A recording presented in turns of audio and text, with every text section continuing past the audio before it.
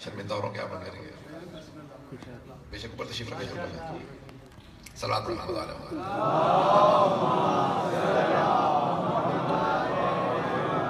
اجازت خیال میں آپ لوگ کی اجازت سے پیش کر رہا ہوں.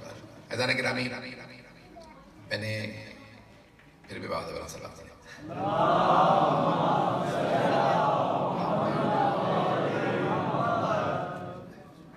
یہ سارے صاحب تشریف لے آئے مختلف صاحب تشریف فرما ہے. میں اب علماء کے لیے نہیں پڑھوں گا آپ لوگوں کے لیے پڑھوں گا تو کوشش میری پوری رہے گی. مرحوم علامہ ذیشان آزادی صاحب فرماتے تھے کہ ایک عالم بھی آ جائے خطیب کی مجلس میں تو وہ پوری مجلس اس عالم کے لیے پڑھ دیتا ہے جبکہ مجمع کے لیے پڑھنا چاہیے کہ جو سننے کے لیے آئے ہیں. یہ تو میرے حوصلہ افزائی کے لیے تشریف لے آئے ہیں. میں بے انتہا ممنون ہوں ان علماء کرام کا. پروردگار ان سب کو صحت و سلامتی لمبی زندگی عنایت فرمائے اور ان سب کا سایہ ہمارے سر پہ قائم و دائم رکھے کہ یتیمان آل محمد کی اگر غیبت کے اندر کوئی سرپرستی کر رہا ہے تو یہی علماء ہے. توجہ ہے میرے ساتھ. معصوم یہاں تک فرماتے ہیں کہا کہ جو ہماری امت کو یا ہمارے ماننے والوں کو بھیڑیوں سے بچائے. مولا بھیڑیے کون ہے؟ کہا کہ جو عقائد خراب کرتے ہیں وہ بھیڑیے ہیں, جو عقائد بچائیں وہ ہمارے وارث ہیں.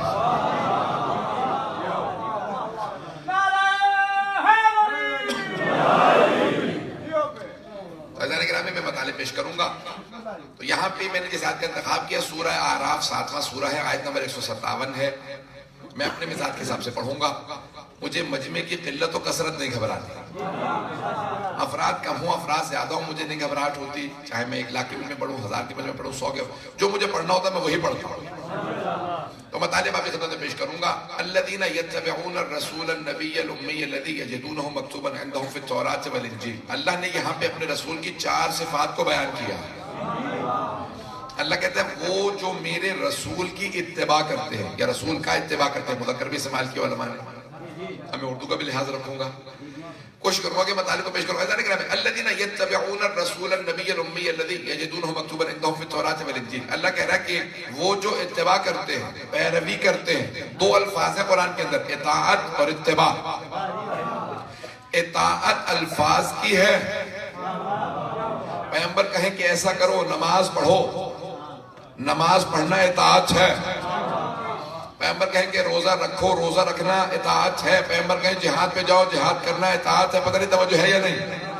پیغمبر کے الفاظ کو ماننا اطاعت ہے, قدموں کے پیچھے چلنا اتباع.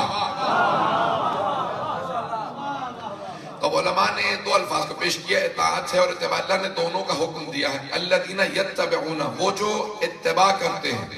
اس کی اتباع کرتے ہیں. اللہ نے 4 صفات بیان کی اپنے حبیب کی. تو کیونکہ مجھے حبیب خدا کے متعلق پیش کرنا ہے مطالب کو. یتبعون الرسول النبی الامی الذی, آگے پیش کروں گا. پہلا اللہ نے کہا جسے اللہ نے بھیجا ہے اس کی اتباع کرتے ہیں. رسول کہتے ہیں جسے اللہ نے بھیجا ہو, فرستادہ ہو, مرسل ہو, بھیجا ہوا. رسول کہتے ہیں جسے اللہ نے بھیجا. تو پہلی صفت اللہ کہہ رہا ہے میرے حبیب کی پہلی صفت یہ ہے, پہلے خصوصیت یہ ہے جسے اللہ نے بھیجا. خود ساختہ اور ہوتے ہیں, جو خود اپنا دعویٰ کریں وہ اور ہیں, جنہیں اللہ بھیجے وہ اور ہیں.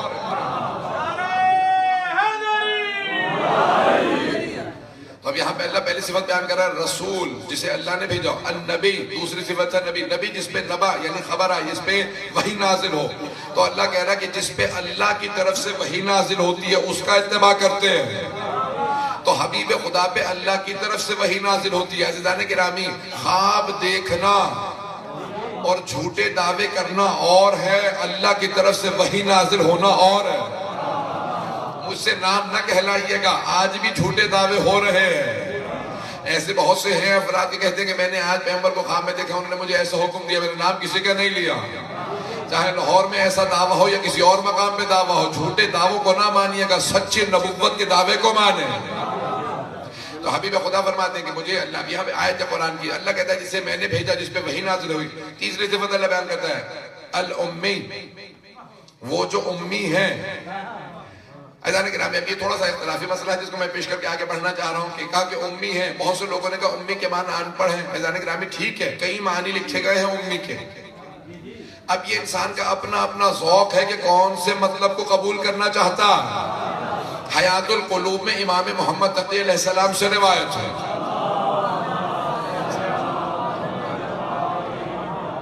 جب بھی کوئی اختلافی مسئلہ پیش کروں گا تو اس میں جب جواب پیش کروں گا تو معصوم سے، اپنا کوئی بھی انسان کا قول حجت نہیں، معصوم کا قول حجت ہے۔ پہنچ رہی ہے بات؟ عقیدہ وہ نہیں ہوتا، میرے ایک بہت بزرگ استاد کہا کرتے تھے، مرحوم خدا علیہ مقامہ، وہ کہتے تھے کہ تقلید فروع دین میں نہیں ہے صرف۔ بہت سے لوگ کہتے ہیں تقلید توضیح مسائل کا پہلا مسئلہ کہ اصول دین میں تقلید حرام ہے، وہ کہتے تھے نہیں، یہ جو توضیح مسائل میں مسئلہ لکھا بالکل صحیح ہے، یعنی یہ نہیں کہہ سکتے کیونکہ میرے ماں باپ کا عقیدہ تھا انسان نہ مانے، لیکن جب انسان شیعہ مذہب پہ آ جائے تو پھر اپنے پاس سے کوئی عقیدہ نہ بنائے، جو قرآن میں آیا ہے، جو معصوم نے فرمایا ہے۔ یہ نہیں کہہ سکتا کہ اپنے پاس سے عقیدہ بنا لوں گا، نہ، ماں باپ کے عقیدے پہ رہنا کافی نہیں ہے، انسان کا اپنی تحقیق کر کے قرآن و حدیث سے عقیدے پہ پہنچنا ضروری ہے۔ پتہ نہیں، مجھے نہیں معلوم بات پہنچ رہی نہیں پہنچ رہی۔ تو کبھی بھی آپ عقیدہ جو اپنا بنائیں گے جس کے اندر تقلید جائز نہیں ہے، حرام ہے اصول دین کے اندر، اس عقیدے کو بنانے کے لیے بھی آپ کو یا قرآن کا حوالہ دینا پڑے گا یا حدیث کا۔ بالکل صحیح ہے کہ عقلی دلیل کی بھی ضرورت ہے، لیکن اگر کہیں پہ انسان یہ سمجھ رہا ہے کہ میری عقل یہ کہہ رہی ہے لیکن قرآن یہ کہہ رہا ہے، معصوم کا یہ فرمان، تو وہ عقل نہیں ہے، قیاس ہے۔ اور اسلام میں اس لیے اسلام میں قیاس کی گنجائش نہیں ہے، اسلام میں قیاس آرائیوں کی گنجائش نہیں۔ جو بھی انسان عقیدہ بنائے گا اس میں یا معصوم کا فرمان ضروری ہے، یا اللہ کا کلام ضروری ہے، یا جو عقیدہ ہمارے علماء پیش کریں گے وہ عین مطابق ہوگا قرآن کی اور حدیث کی۔ بات پہنچ رہی ہے؟ عزیزان گرامی، عقیدے کے لیے بھی بے انتہا ضروری ہے کہ قرآن اللہ کا فرمان ہو یا معصوم کا فرمان ہو۔ میں پیش کر رہا ہوں بات کو، تو اب یہاں پہ امی، میں لفظ کہہ رہا تھا کہ اختلافی ہے، بہت سے مسلمان کہتے ہیں کہ امی کے معنی ہے معاذ اللہ ان پڑھ، ٹھیک ہے، ایک معنی امی کے ان پڑھ بھی ہیں، لیکن ہمارا عقیدہ وہ ہونا چاہیے جو معصوم فرمائے۔ تو اب نبی امام علیہ السلام سے سوال کیا گیا، حدیث ذہن میں میں پیش کر رہا تھا، حیات القلوب سے علامہ محمد باقر مجلسی نے کتاب کو لکھا، ہمارے بے انتہا بڑے بزرگ محدثین میں آتے ہیں۔ عزیزان گرامی، وہ فرماتے ہیں کہ امام محمد علیہ السلام نے پوچھا کہ مولا یہ امی کے معنی کیا ہے؟ تو آپ نے فرمایا کہ لوگ کیا کہتے ہیں؟ کہ لوگ کہتے ہیں ان پڑھ، کہ اگر ان پڑھ ہوتے تو اللہ کہہ رہا ہے وہ آئے ہی لوگوں کو تعلیم دینے، یتلو علیہم آیاتہ ویزکیہم، کہ جو لوگوں پہ تلاوت کرنے آئے وہ خود ان پڑھ نہیں ہو سکتا۔ تو عزیزان گرامی، اب امام محمد تقی علیہ السلام کی سند موجود ہے، اگر ہمارا بھی کبھی اگر کوئی غلطی سے آپ کے سامنے کوئی اور عقیدہ پیش کرے تو کہے کہ عقیدہ وہ پیش کر جو معصوم نے فرمایا، عقیدہ وہی ہونا چاہیے، انسان اپنے پاس سے عقیدہ پیش نہ کرے۔ بات پہنچ رہی؟ گرا تو نہیں گزر رہے؟ عزیزان گرامی، میں ذمہ داری سے بات آگے بڑھاؤں گا کہ ہمارے ٹھیک ہے، مجھے اس سے بحث نہیں ہے کہ کس کس نے کیا لکھا، میں وہی پیش کروں گا جو معصوم نے فرمایا ہے۔ عزیزان گرامی، یہاں پہ تیسری صفت پیش کی، ایک یہاں پہ دلیل پیش کر دوں، اللہ خصوصیات بیان کر رہا، کہہ رہا جسے اللہ نے بھیجا، جس پہ وحی نازل ہوتی ہے۔ اب یہاں پہ امی کہنا اگر ان پڑھ کے معنی میں ہوتا تو یہ شان پروردگار کے خلاف ہے کہ پیغمبر کو ان پڑھ کہے، کیونکہ یہ ان پڑھ ہونا نقص ہے، صفت نہیں ہے، خوبی نہیں ہے، کمی کا نام ہے، اگر بات پہنچا پایا ہو۔ تو کبھی اللہ ایسا نہیں کہہ سکتا جسے اللہ نے بھیجا ہو، جس کے اندر وہی، جس پہ وہی نازل ہوتی ہے اور اس کے بعد کہنے کہ معاذ اللہ جو ان پڑھ ہو، نہیں، یہاں پہ اللہ بیان کرے گا کہ یہاں امی کے معنی کوئی خصوصیت ہے، جو صفت ہے، جو کمال ہے، کمی نہیں ہے، کمال کو اللہ پیش کر رہا ہے۔ تو اب یہاں پہ امی سے مراد ام القریٰ کی طرف منسوب بھی ہے، ماں کی طرف منسوب بھی ہے، مجھے اس سے بحث نہیں ہے، لیکن مکہ کو ام القریٰ کہا گیا ہے، علماء نے بہت سی دلیلیں لکھی ہیں، اور اس حدیث کے اندر بھی امام محمد تقی علیہ السلام نے یہی فرمایا کہ جو ام القریٰ سے منسوب ہے اسے بھی امی کہا جاتا ہے۔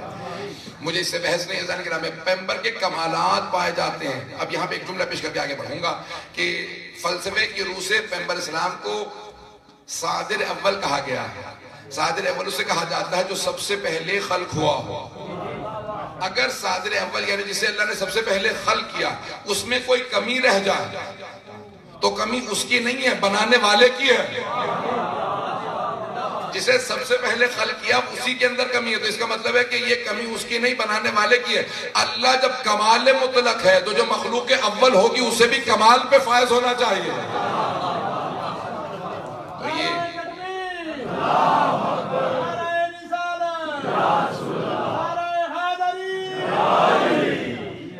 میرا آپ کے درمیان درمیان پہلا اتفاق ہے، میرا گجراتی پہلی مرتبہ اتفاق ہے، تو جو مطالب پیش کروں گا اس کو ذرا سن لیجیے گا۔ ادھر کہ میں چوتھی صفت اللہ پیش کر رہا ہوں، مجھے چوتھی صفت سے متعلق پیش کرنا ہے مطالب کو۔ الذین یجدون، یہ جو اللہ نے بیان کیا ہے کہ وہ جو اتباع کرتے ہیں رسول کی، الذین یتبعون الرسول النبی الامی الذی یجدونہ مکتوبا عندہم فی التوراۃ والانجیل، اور ان کا ذکر پاتا ہے۔ چوتھی صفت یہ ہے کہ اس حبیب کا، رسول کا ذکر، تذکرہ پایا جاتا ہے توریت میں اور انجیل میں۔ مجمع میں ہو میرے ساتھ؟ تو مجھے کہا کہتا ہے کہ آپ حضرات جو ہے بالکل خاموشی سے سنیں گے، لیکن آپ حضرات نے جس محبت سے سنا اسی محبت سے سنتے رہیے گا، جس عقیدت سے سن رہے ہیں اسی عقیدت سے سنیے گا۔ تو اب اللہ سبحانہ وتعالیٰ فرما رہے ہیں یجدونہ مکتوبا عندہم فی التوراۃ والانجیل، جو توریت میں اور انجیل دونوں جگہ کتابوں میں لکھا ہوا پاتے ہیں اس نبی کا تذکرہ۔ تو اب رسول خدا کا تذکرہ ہونا چاہیے توریت میں بھی اور انجیل میں بھی۔ اگر پیش کروں تو سننا چاہیں گے کہ موجودہ توریت میں حبیب خدا کا تذکرہ ہونا چاہیے۔ میں جب نوجوان تھا، کیونکہ جوان تو ابھی بھی ہوں، تو جب میں نوجوان تھا، لڑکپن کے اندر تھا، تو اس وقت سمجھتا تھا کہ جب انگلش میں کہتے ہیں نا بائبل، تو وہ انجیل کو کہا جاتا ہے۔ یہ بعد میں جب تحقیق کی تو پتہ چلا، مطالعات بڑھے، کہ بائبل تینوں کے مجموعے کو کہا جاتا ہے۔ بائبل تین کتابوں کا مجموعہ ہے۔ اولڈ ٹیسٹمنٹ جب بائبل کے اندر کہتے ہیں نا، بائبل اولڈ ٹیسٹمنٹ ہے توریت، سامس ہے زبور، نیو ٹیسٹمنٹ ہے انجیل، تینوں کے مجموعے کا نام بائبل ہے۔ اگر آپ کو نہیں پتا تو آج میں نے بتا دیا، اور میں نے تحقیق کر کے بتایا، ذمہ داری سے بتایا، اس کو مان لیجئے گا۔ بات پہنچ رہی ہے جانے جانے؟ تو بائبل تینوں کا نام ہے، نیو ٹیسٹمنٹ کا نام انجیل ہے۔ اب یہ تینوں کتابیں اکٹھی ایک جگہ بائبل میں موجود ہیں۔ عزیزان گرامی، ایک کتاب ہے شیخ صدوق کی، کتاب کا نام ہے کتاب التوحید۔ کتاب التوحید کا ترجمہ انگریزی میں مجھ حقیر نے کیا۔ سن رہے ہیں؟ 9 سال لگے مجھے ترجمہ پیش کرنے میں، کئی مرتبہ ہمت ہارا، میں نے چھوڑ دیا ترجمہ کہ اس کتاب کا ترجمہ نہیں ہو سکتا، کیونکہ توحید پہ ائمہ کے خطبے، تو ترجمہ ائمہ کے خطبوں کا کرنا آسان نہیں ہے۔ انہوں نے توحید سمجھائی ہے کہ ان کے علاوہ کوئی توحید سمجھا ہی نہیں سکتا۔ جو توحید ہم تک پہنچی ہے وہ انہوں نے پیش کی ہے۔ اہل سنت کی بھی کتاب التوحید ہے، اور ان کی 300 سال بعد، ہماری کتاب التوحید کے 300 سال بعد لکھی گئی ہے۔ ایک انگریز ہے، نام ہے اس کا کرس مورٹیمر، وہ شیعہ ہوا، اب شیعہ ہونے کے بعد اس کا نام ہے کرس حسین۔ تو اس نے شیعہ ہونے کے بعد مطالعات شروع کیے، اور مجلس میں آتا تھا، انگریزی صرف جانتا تھا، تو پوچھتا تھا بھئی یہ مجلس میں کیا ہو رہا ہے؟ بھئی شیعہ مجلس ہے، اردو میں مجلس ہے، کیا ہو رہا ہے؟ کہا اہل بیت کے فضائل ہو رہے ہیں۔ فارسی کی، عربی کی مجلس میں جاتا، کیا ہو رہا ہے؟ کبھی اہل بیت کے فضائل۔ تو وہ خود مجھ سے بیان کرتا ہے کہ میں ہمیشہ سوچا کرتا تھا جب شیعہ مجلس میں جاتا ہوں تو اہل بیت کے فضائل ہو رہے ہوتے ہیں، یہ کچھ اہل بیت کے فضائل زیادہ نہیں ہوتے شیعہ مجالس میں؟ کہ یہاں تک کہ میں ایک مرتبہ خود عربی زبان سیکھنے کے لیے شام چلا گیا کہ مجھے عربی زبان آ جائے۔ کہ مجھے کسی آدمی نے کہا اگر اہل بیت کو سمجھنا چاہتی ہو نا کہ کون ہے، تو کتاب التوحید پڑھو، جنہوں نے 1400 سال پہلے ایسی توحید بیان کی ہے۔ کہ میں اس زمانے میں عربی سیکھ رہا تھا، میں نے ایک مرتبہ کتاب کو پڑھنا شروع کیا۔ جب پڑھنا شروع کیا تو میں نے فیصلہ کیا کہ میں اس کتاب کو انگریزی میں ترجمہ کروں گا۔ کہ اس کتاب کو پڑھنے کے بعد میں اس نتیجے پہ پہنچا کہ شیعہ مجالس میں اہل بیت کے فضائل کم ہوتے ہیں۔ جنہوں نے 1400 سال پہلے ایسی توحید سمجھائی ہے، وہ کرس مورٹیمر محقق ہے، وہ کہتا ہے کہ جب میں نے اس کتاب کو پڑھا تو میں اس نتیجے پہ پہنچا کہ اگر کسی سے کہا جائے 5 سال تمہارا پورا خرچہ بھی دیا جائے گا، یعنی وظیفہ لگایا جائے گا، پی ایچ ڈی کی تمہیں سند بھی دی جائے گی، اور کچھ کام نہ کرنا، ایک ایسا خطبہ لکھ دو جیسا امام علی علیہ السلام نے توحید پہ دیا، کا سارا خرچہ دو، پیسہ دو، وظیفہ دو، ڈگری دو، تو کوئی سوچ کے ایک ایسا خطبہ نہیں لکھ سکتا جیسا علی نے کہا۔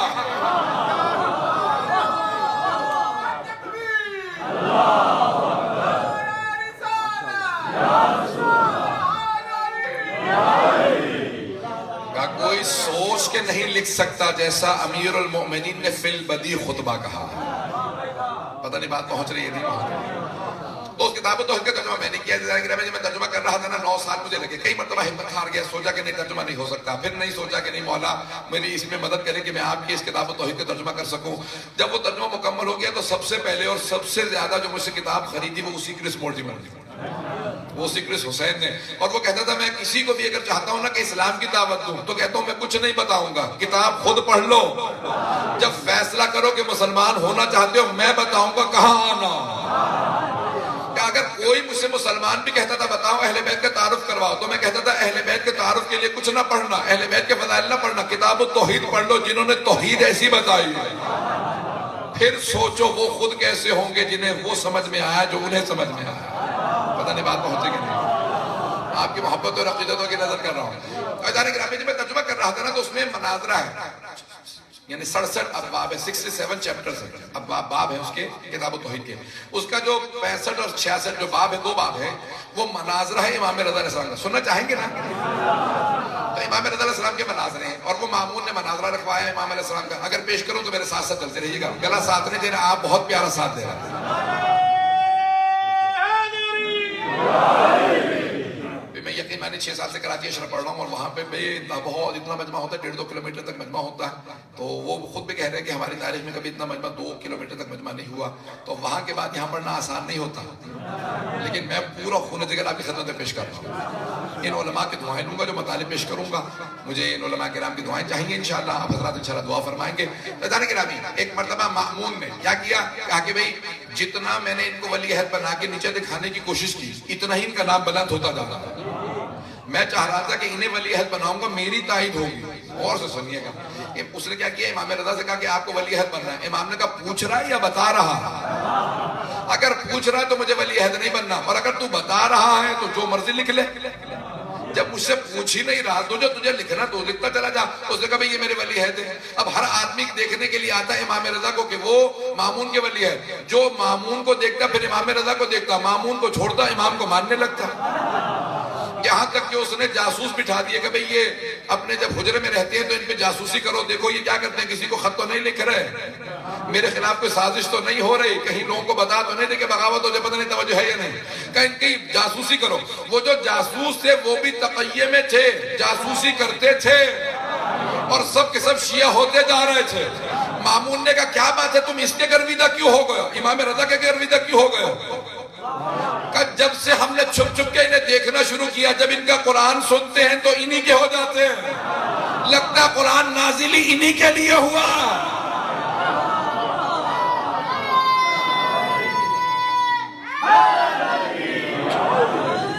توجہ ہے نا جانے کے نام کہ جب ان کا قرآن سنتے لگتا ہے قرآن نازل ہی نہیں کے لیے ہو. جب ان کی عبادت دیکھتے ہیں، نماز دیکھتے ہیں کہ پتہ چلتا ہے نماز صرف یہی پڑھنا جانتے ہیں. ہم نے ان کی عبادات کو دیکھا، ہم ان کے ہو گئے. عزیزان گرامی اب سمجھ میں آ رہا ہے امام کون ہوتا. تو مامون نے کہا کہ میں نے 2 سال کے اندر جتنی کوشش کی کہ انہیں نیچا دکھاؤں، یہ نیچا نہیں ہوتے، ان کا نام بلند ہوتا چلا جا رہا ہے. میں اپنے الفاظ میں کہوں قدرت کو ضد ہے کہ حق جھکنے نہ پائے. اب وہ جتنی بھی کوشش کرتا تھا، اللہ نے عزت اس کے ہاتھ میں، تو عزت من تشاء و تذل من تشاء، عزت وہی دینے والا ہے، ذلت اسی کے ہاتھ میں ہے، جسے چاہے وہ ذلیل کرے، جسے چاہے عزت دے. مامون نے کہا کہ ٹھیک ہے، میں تمام ادیان عالم کے سب بڑے بڑے علماء کو بلاؤں گا. جب سب جمع ہو جائیں گے تو ایک مرتبہ اپنے ولی عہد سے مناظرہ کروا دوں گا. ایک کبھی سوال کا جواب نہ دے سکے میرا کام ہوگا. اب سمجھ میں آیا اسلام کے مخلص نہیں تھے. تو کہا میں ایک مناظرہ رکھواؤں گا، سارے علماء کو بلا لو. اپنے وزیر سے فضل ابن ربیع سے کہنے لگا، میری رفتار زیادہ تیز تو نہیں. اپنے وزیر فضل ابن ربیع سے کہا بھئی سب کے سب ادیان، جتنے بھی ادیان عالم کے علماء ہیں نا، بڑے بڑے قابل علماء، ان سب کو بلا، سب سے بڑے عالم کو بلا، ہر دین کے سب سے بڑے عالم کو. اور کہا ہمارے ولی عہد کو کانوں کان خبر نہ ہونے دینا، انہیں نہ پتہ چل جائے یہ تیاری نہ کہیں شروع کر دیں. یہ بغیر تیاری کے ایسے تیاری کر لیں گے تو کیا ہوگا. ہم ایسے کو امام ہی نہیں مانتے جسے پتہ نہ ہو. یہ کون مناظرے کے لیے آ رہا ہے. ہم ایسوں کو امام مانتے جن سے سوال بعد میں ہوتا ہے، جواب پہلے آتا ہے. اگر بات پہنچ رہی ہو. رضوان گرامی اب ایک مرتبہ اس نے سب کو دعوت دی. اب شیخ صدوق نے لکھا کہ جب دعوتیں ہونے لگی تو اس نے کہا کہ بھئی یہودیوں کے سب سے بڑے جو ریبائز ہیں، انگلش میں ریبائی کہا جاتا ہے، ربی عربی میں کہا جاتا ہے، اردو کا کوئی لفظ اور نہیں ہے. میں تحقیق دیکھ رہا تھا ڈکشنری مختلف اٹھا کے تو وہی ربی استعمال کرتے ہیں. تو ان کے چیف ریبائی کو راس الجالوت کو بلایا. سن رہے ہیں؟ راس الجالوت جو چیف ریبائی یہودیوں کا سب سے بڑا عالم تھا، اسے بلایا. کبھی اکیلے مت آنا، اپنے ساتھ اور بھی اپنے چیلوں کو لے کے آنا، تیاری کر کے آنا، کتابیں لے کے آنا. سب کے سب آئے. راس الجالوت آیا. عیسائیوں کے آرچ بشپ کو بلایا یا پوپ کہہ لیجیے آپ اسے، اس کو اعظم کہا جاتا ہے، اس کو پادری، سب سے بڑا جو ان کا پادری تھا اس کو بلایا. عزیزان گرامی ہندوؤں کو ہربیس، ستارہ پرست جو سابعی تھے، آتش پرست، زرتشت. گھبرا رہے ہیں آپ حضرات؟ چلے سارا مناظرہ نہیں پڑھوں گا، جتنا پیش کر سکتا ہوں پیش کروں گا. تو ایک مرتبہ تمام کے تمام ادیان عالم کے بڑے بڑے علماء کو بلا کر اکیلے مت آنا، تیاری کر کے آنا، اپنے ساتھ اور علماء شاگردوں کو لے کے آنا، کتابیں لے کے آنا. وہ دن آ گیا جب سب آ گئے. جیسے ہی پہنچے خراسان میں تو ایک مرتبہ مامون نے کہا آپ لوگ کی تیاری پوری ہے؟ مترجم بتا رہا تھا، کچھ نے کہا بھی ہمیں عربی نہیں آتی. اس نے کہا یہ تو اور بھی اچھا ہے، جب ہمارے ولی ایسے اپنی زبان میں سوال کرو گے اور وہ کہیں گے مجھے سمجھ میں نہیں آ رہا، بس میں یہی استعمال کروں گا شیعوں کے خلاف. پتہ نہیں بات پہنچ رہی ہے نہیں پہنچ رہی. اس نے کہا بس میں اسی بات کو استعمال کروں گا شیعوں کے خلاف. تمہارا امام پوچھ رہا ہے بھئی یہ کون ہے؟ تم کہتے ہو کہ ساری زبانیں جانتے ہیں. ارے جب وسیع ایسے ہیں تو نبی کیسے ہوں گے؟ اب نہ کہنا ان پڑھ ہیں. ایک مرتبہ اس نے سب کو دیکھ لیا کہ سب کے سب موجود ہو. نہ کہا ہاں سب کی تیاری ہے. ہاں ایک مرتبہ خادم سے کہا جاؤ جا کے ہمارے ولی عہد کو بلا لو. وہ خادم تقیے میں تھا، شیعہ ہو چکا تھا. اب دل کے اندر شیعہ گھبراتا وہ ہامتا کامتا پہنچا امام کی بارگاہ میں. کہا فرزند رسول آپ کو مامون نے بلایا. امام نے کہا بلایا مجھے ہے، گھبرایا ہوا تو ہے. تو کہا کہ نہیں، وہاں پہ مناظرے کے لیے تمام ادیان عالم کے بڑے بڑے علماء آ گئے، میں اس لیے گھبرا رہا تھا. امام نے کہا کیا ان علماء کے آنے پہ تو اپنے امام کے علم پہ شک کر رہا؟ کیا تجھے اپنے امام کے علم پہ شک ہے؟ کہا مولا آپ کے علم پہ شک نہیں ہے، لیکن یہ جو مناظرہ کرنے والے ہیں نا وہ سوال کچھ کرتے ہیں جواب کچھ بنتا. امام نے کہا سن، چہرہ میرا نہیں مامون کا دیکھنے والا ہوگا. جب میں ہر عالم کو اسی کی کتاب سے اسی کی زبان میں جواب دوں گا، جب میں ہر عالم کو اسی کی کتاب سے اسی کی زبان میں جواب دوں گا تو اس وقت مامون کا چہرہ دیکھنے والا ہوگا. امام نے ایک مرتبہ کہا کہ مولا ایسے ہوگا؟ کہا ہاں. کہا کہ ایک مرتبہ یہ بتا تیرا اندازہ کیا ہے کہ مامون نے میرا مناظرہ کیوں رکھوایا؟ کہا مولا آپ برا تو نہیں منائیں گے میں سچ سچ کہوں؟ مولا نے کہا تو ابھی بھی نہیں سمجھا، ہمیں چاپلوسی پسند نہیں ہے، ہمیں خوشامد پسند نہیں ہے. کہا کھل کے بات کر، میں یہ چاہتا ہوں کہ میرے شیعہ کتنی معرفت رکھتے ہیں. کہا مولا یہ آپ کو جو ہے وہ چاہتا ہے کہ معاذ اللہ آپ کی ذلت ہو، آپ جواب نہ دے پائیں، یہ آپ کا مخلص نہیں ہے. مولا نے کہا بس میں یہی چاہتا تھا کہ میرے ماننے والوں کو پتا کون ہمارا مخلص ہے، کون مغرض ہے، کون غرض سے ہمارے سے ملتا ہے. مغرض کون ہے پتہ نہیں بات پہنچے کہ نہیں پہنچے. اس کے اگر ان جملوں کا اگر لطف لیں عزیزان گرامی، میں جو اردو کے اندر جملہ بندی میں نے کی ہے، بڑے سوچ کے انسان خطابت کرتا ہے. دوسرے کی مجلس پڑھنا بڑا آسان ہوتا ہے، تیاری کر کے مجلس پڑھنا بڑا مشکل ہوتا ہے. اب یہ علماء کرام کی مجھے دعائیں چاہیے کہ میں جملہ پیش کر رہا ہوں خدمت میں. تو مولا نے کہا میں یہ جاننا چاہتا ہوں کہ ہمارے شیعہ پہچاننے کون ہمارا مخلص ہے، کون مغرض ہے، کون مغرض ہے، کون غرض سے ہمارے کام کا آتا ہے. ایک مرتبہ امام چلے، مامون نے سب سے کہہ دیا تھا کہ ابھی کوئی امام کے لیے دروازہ نہ کھولے، اور جب وہ آئیں تو آنے کے بعد خود بخود بیٹھ جائیں گے. اس وقت میں سب کے سامنے تعارف کرواؤں گا، میں بتاؤں گا، کوئی بھی احترام ہے. سارے کے سارے مختلف افراد بیٹھے ہیں. میرا یہ اندازہ کہ امام کیسے چلیں گے میں اپنے الفاظ میں پیش کر رہا ہوں، یہ روایت کے الفاظ نہیں ہے، سننا چاہیں تو سنیے گا. میرا دل کہتا ہے کہ مرتبہ امام نے امامت کی قبالی ہوگی، ولایت کی ابالی ہوگی، عصمت کا تاج سر پہ رکھا ہوگا. جب نالین زیب تن کیے ہوں گے تو ایک مرتبہ زمین قدموں کے بوسے دے رہی ہوگی. امام کے ہاتھ میں تولا کی تسبیح ہوگی، تبرہ کا ڈنڈا ہوگا.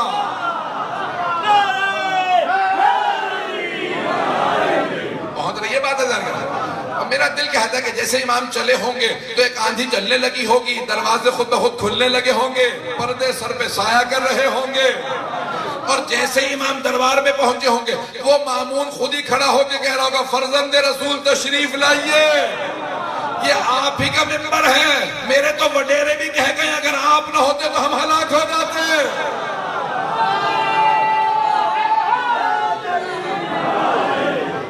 پہنچ رہی ہے.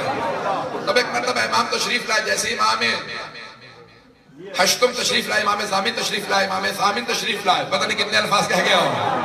اگر کوئی ایک لفظ بھی پہنچ گیا ہو تو امام رضا تشریف لائے. ایک مامون نے کہا کہ فرزند رسول آئیے تخت پہ تشریف لائیے. امام نے کہا نہیں، میرے لیے ممبر لگوا. آئمہ علیہ السلام کہتے تھے ہم تخت پہ نہیں بیٹھتے کیونکہ تخت سے ظلم کی بو آتی ہے. کہ ہمارے جد رسول خدا کا ممبر ہے، ہمارے لیے ممبر لگوا. اس نے ایک مرتبہ ممبر لگوایا. امام نے کہا ذرا فاصلے سے رکھ. میرا دل کہتا ہے کہ امام کی نیت یہ ہوگی کہیں ایسا نہ ہو کہ لوگ سوچنے لگیں یہ بھی درباری ہو گئے. پتہ نہیں بات پہنچ رہی ہے نہیں پہنچ رہی. بھائی درباریوں سے بچیے گا، اس سے زیادہ کھل کے نہ کہلوائیے، درباریوں سے بچتے رہیے گا. اب آپ کو سمجھ میں آ رہی ہے اپنے علماء کی قدر. درباریوں سے بچتے رہیے گا. امام معصوم علیہ السلام نے ایک مرتبہ کہا کہ ممبر لگوا دو. اب اس نے جملہ کہا مامون نے کہ فرزند رسول یہ کچھ علماء آ گئے تھے سوالات کرنا چاہ رہے تھے، میں نے سوچا آپ سے سوال کر لیں. یہ نہیں کہا میں نے دعوت دے کے مناظرے کے لیے بلوایا. کہا یہ کچھ سوال کرنے آئے تھے، میں نے سوچا آپ سے سوال کر لیں.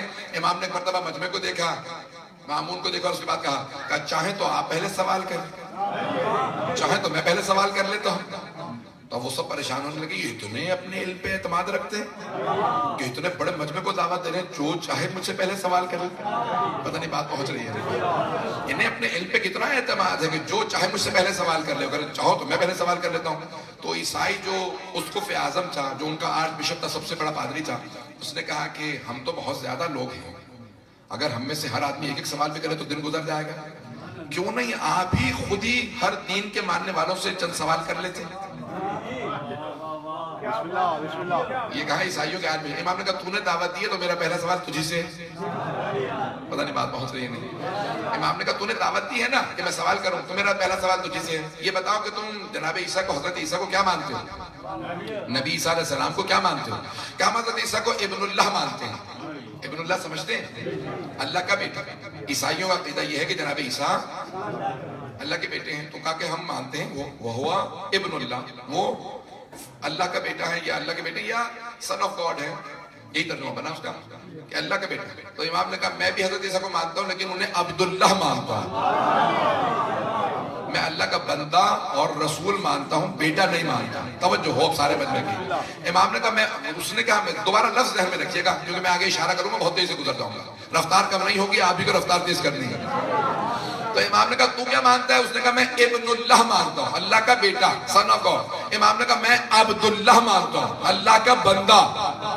امام نے کہا اچھا یہ بتا کہ تمہارا عقیدہ جناب عیسیٰ سے متعلق. اس نے کہا کہ میں ابن اللہ مانتا ہوں. امام نے کہا میں بھی حضرت عیسیٰ کو مانتا ہوں, لیکن جناب عیسیٰ اللہ کے بندے تھے, رسول تھے, بہت ہی پاک دامن تھے, لیکن بس نماز روزے کے چور تھے. جیسے آپ سب خاموش ہو گئے نا, وہ سارا مجمع سناٹے میں چلا گیا. یہ امام نے کیا کہہ دیا. ایک مرتبہ وہ جو آرچ بشپ تھا اس نے چیخ کے کہا کس نے آپ کو مسلمانوں کا عالم کہا؟ جناب عیسیٰ نے پوری زندگی, کبھی دن میں ان کے لیے کسی نے دسترخوان نہیں بچھایا, رات میں کسی نے ان کے لیے بستر نہیں بچھایا. توجہ, کہ دن میں ان کے لیے کسی نے دسترخوان نہیں بچھایا, دن میں ہمیشہ روزے سے ہوتے تھے اس لیے دسترخوان نہیں بچھتا تھا, رات میں کسی نے بستر نہیں بچھایا, پوری رات نماز میں ہوتے تھے.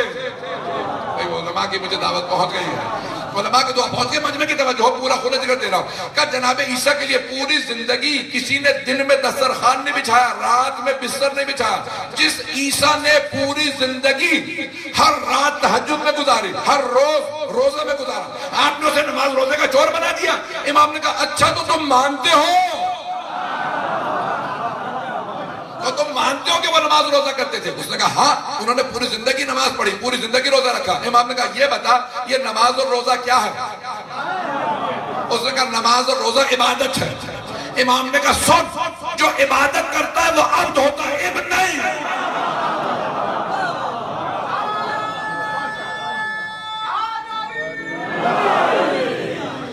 جو بندگی کرتا ہے وہ بندہ ہوتا ہے, بیٹا نہیں.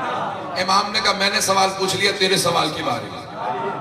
کچھ دیر سوچتا رہا, پھر کہنے لگا آپ نے سوال لاکھ چھوڑا ہی کہاں. ہمارے دین کی بنیادیں ہلا دی. ہمارے دین کی بنیاد ہی عیسیٰ کے اللہ کے بیٹا ہونے پہ ہے. جب آپ نے ہماری بنیاد ہی ہلا دی تو مجھ سے نہیں کسی اور سے بات کر لی تھی. میرے پاس کوئی سوال نہیں. پتہ نہیں بات پہنچ رہی نہیں پہنچ. اب مامون پریشان ہونے لگا, یہ پہلے ہی مناظرے میں 2 سوالوں میں انہوں نے ڈھیر کر دیا. اب ایک مرتبہ امام نے کہا یہودیوں میرا دوسرا سوال تم سے سننا چاہیں گے نا؟ میں آیت کی تفسیر میں پیش کر رہا ہوں یہ ساری بات, کہ امام علیہ السلام نے, یہ قرآن کی آیت ہے کہ یجدونہ مکتوبا عندہم فی التوراۃ والانجیل, کہ حضرت رسول خدا کا تذکرہ تورات اور انجیل دونوں جگہ پہ ہے. میں اسی کے لیے پیش کر رہا ہوں, بس اسی پہ تمام کر دوں گا. ایسا کہ نامی امام ایک مرتبہ یہودیوں سے مخاطب ہوئے, اور کہا کہ اے یہودی, راس الجالو سے مخاطب ہوئے, چیف رہبائی سے کہا کہ بتاؤ تم جناب موسیٰ تک سارے انبیاء کو مانتے ہو, بعد والے انبیاء کو کیوں نہیں مانتے؟ جناب عیسیٰ کو سرور کائنات کو کیوں نہیں مانتے؟ تو اس نے کہا کہ کیونکہ جناب موسیٰ نے جیسے معجزات دکھائے, بعد والے انبیاء نے ویسے معجزات نہیں دکھائے. کہا کہ اے راس الجالو, اے چیف رہبائی یہودیوں کے سب سے بڑے عالم, میں جناب عیسیٰ کے 2 معجزات مانتا ہوں جو قرآن نے ذکر کیے ہیں. ایک ید بیضا تھا, جیب میں ہاتھ ڈال کے باہر نکالتے اسے نور نکلتا تھا. دوسرا عصا تھا, زمین پہ پھینکتے اژدہا میں تبدیل ہوتا تھا. یہی ہے نا ذہنوں میں, سن رہے ہیں؟ کبھی 2 جناب موسیٰ کے معجزات مانتا ہوں, ید بیضا اور عصا پھینکتے تھے, زمین پہ اژدہا میں تبدیل ہو جاتا تھا. کہا کہ تم بتاؤ تم کون سے معجزات مانتے ہو؟ اس نے کہا ہماری توریت میں بھی یہی 2 ہی معجزات, ہم یہودی بھی 2 معجزات مانتے ہیں. جناب موسیٰ کا ہاتھ ید بیضا تھا, ہاتھ سے نور نکلتا تھا, اور عصا جب پھینکتے تھے تو اژدہا میں تبدیل ہو جاتا تھا. کہا کہ اچھا بعد والے انبیاء نے تو اس سے بڑے بڑے معجزات دکھائے تو انہیں کیوں نہیں مانتے؟ کہا لیکن وہ جو بعد والے انبیاء کے معجزات کا آپ تذکرہ کر رہے ہیں نا وہ ہم نے نہیں دیکھے, وہ ان کے ماننے والوں نے بتائے. عیسائیوں نے جناب عیسیٰ کے معجزات بتائے ہیں اور مسلمانوں نے جناب رسول خدا کے. ہم چونکہ ہم نے خود نہیں دیکھے اس لیے ہم ان کے معجزات کو نہیں مانتے. تو امام نے کہا اچھا یہ بتا تو نے جناب موسیٰ کے معجزات خود دیکھے؟ مجھے نہیں معلوم, مجمع ہے میرے ساتھ میں. امام نے کہا یہ بتا جناب موسیٰ علیہ السلام کے معجزات تو نے خود دیکھے ہیں؟ اس نے کہا نہیں جناب موسیٰ کے معجزات ہم نے خود نہیں دیکھے لیکن مستند کتابوں میں آئے ہیں, مستند کتابوں میں آئے. امام نے کہا اچھا اگر میں جناب عیسیٰ اور رسول خدا کے معجزات بھی مستند کتابوں سے دکھا دوں تو مان لے گا؟ اس نے کہا مان لوں گا لیکن آپ کے نزدیک مستند نہیں, ہمارے نزدیک کتاب مستند ہو تب مانوں گا. یہ نہیں کہ آپ قرآن سے دکھا دیں, میرے نزدیک قرآن مستند نہیں ہے. وہ یہودی تھا, توجہ ہو. کہ میرے نزدیک کوئی مستند کتاب ہو اس سے دکھائیں گے تو میں مان لوں گا. امام نے کہا اچھا یہ بتا تمہارے نزدیک سب سے مستند کتاب کون سی ہے؟ اس نے کہا بھئی ہمارے نزدیک تو توریت سب سے مستند ہے. امام نے کہا ذرا مجمع کو بتا میری توریت کی تلاوت کیسی ہے؟ گھبرا رہے ہیں آپ حضرات. امام نے کہا ذرا مجمع کو بتا میری توریت کی تلاوت کیسی ہے؟ عبرانی زبان میں ہیبرو کے اندر. امام نے کہا تمہاری کتاب ہے نا, ذرا مجمع کو دکھا, کتاب کھول, توریت کھول. اس نے ایک مرتبہ توریت کھولی, فاصلے سے کھڑا تھا.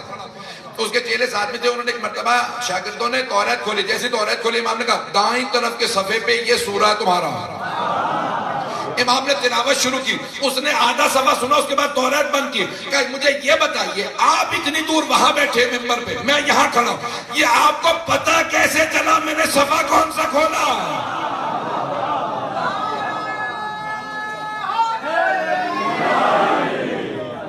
امام نے کہا کہ اگر میں بغیر دیکھے نہ بتاؤں تو حجت خدا ہی نہیں. میں حجت خدا ہوں اس لیے بتا رہا ہوں. قدر مجمع کو بتا میری توریت کی تلاوت کیسی ہے؟ تو اس نے کہا کہ اے لوگوں میں گواہی دیتا ہوں یہ توریت مجھ سے بہتر جانتے ہیں, ان کی تلاوت بھی دقیق ہے اور الفاظ بھی بالکل صحیح ہیں. امام نے کہا اب دیکھ میں حوالہ دیتا ہوں. عزیزان گرامی جب میں ترجمہ کر رہا تھا نا کتاب التوحید کا, اس مقام پہ پہنچا کہ امام نے حوالہ دیا توریت کا. آدھی رات کے بعد کا وقت جب میں ترجمہ کر رہا تھا مجھے گھبراہٹ پیدا ہوئی. میں نے کہا بھئی توریت زبور انجیل تینوں تحریف شدہ ہیں. قرآن ہی وہ کتاب ہے جو کہ تحریف سے محفوظ ہے. مجھے نہیں معلوم مجمع ہے میرے ساتھ یا نہیں. توریت زبور انجیل جو ہے تحریف ہو چکی ہیں, ان کے ماننے والوں نے کتابیں بدل دی ہیں, ہر سال 10-15 سال بعد پھر بدل دیتے ہیں کہ آج کی زبان کے حساب سے ہم ترجمہ کر رہے ہیں, دوبارہ بدل دیتے ہیں. ابھی بھی تازہ یہ جو نیا پوپ آیا فرانسس, اس نے کہا کہ میں دوبارہ نیا ترجمہ کرنے والا ہوں انجیل کا. توجہ ہے, اگر کوئی عالم دین کا کہ میں بدل دوں گا قرآن کو, آج سے عربی ایسی نہیں ہوگی ایسی ہوگی. مجھے آپ کا نہیں معلوم, شیعہ عقیدہ یہ ہے کہ اسے دین سے خارج سمجھیں گے جو قرآن کے عربی کے الفاظ کو بدلنا چاہے. اردو ترجمہ ہو سکتا ہے لیکن یہ مسلسل یہ خود سے وہاں سے وہ والے خود بدل دیتے ہیں, بڑے بڑے علماء بدل دیتے ہیں الفاظ کو کہ آج سے یہ اس کا ترجمہ ہوگا, آج سے یہ اس کے الفاظ استعمال ہوں گے.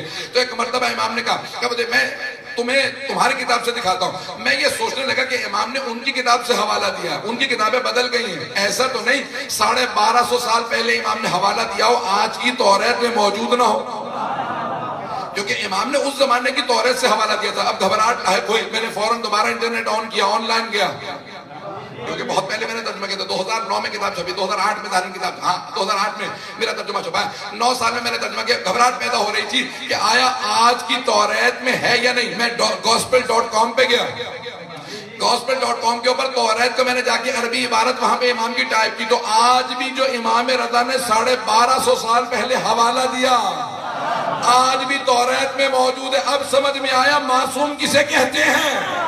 جن کی نگاہیں 1250 سال کا سفر طے کر کے توریت سے وہ حوالہ دے جو یہودی نکال نہ سکے.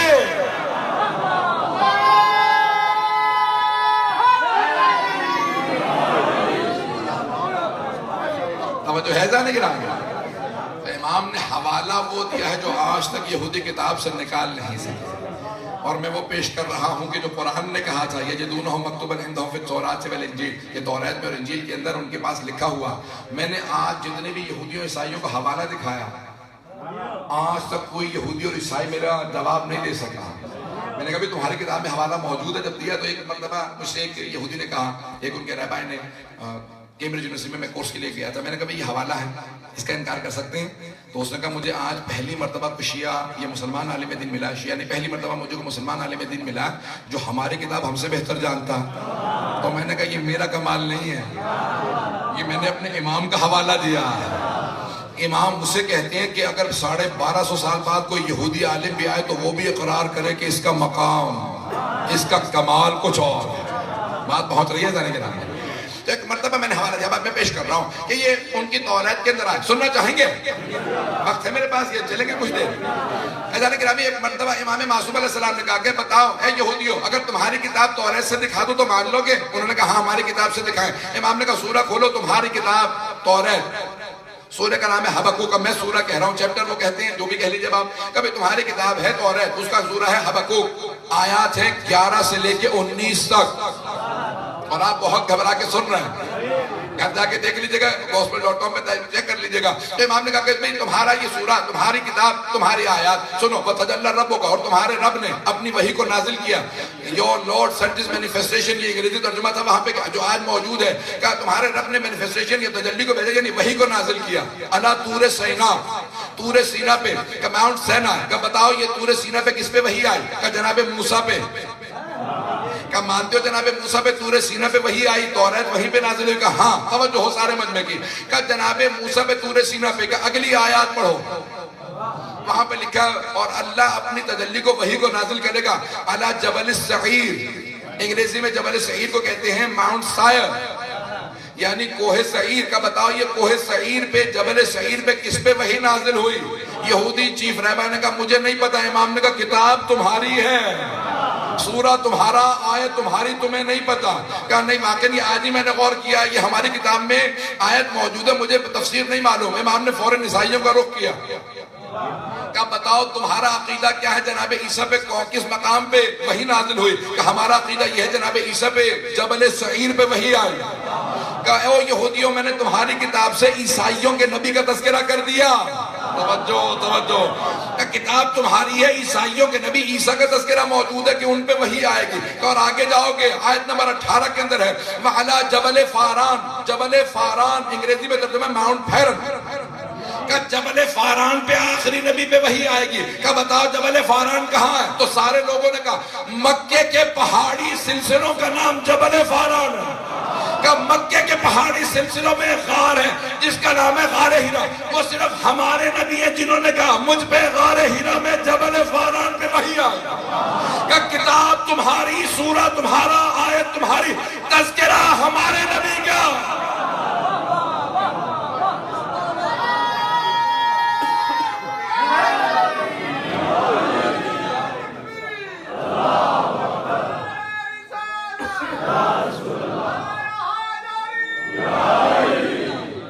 فرما رہے ہیں امام نے کہا کہ کتاب تمہاری ہے اور ذکر ہمارے نبی کا ہے.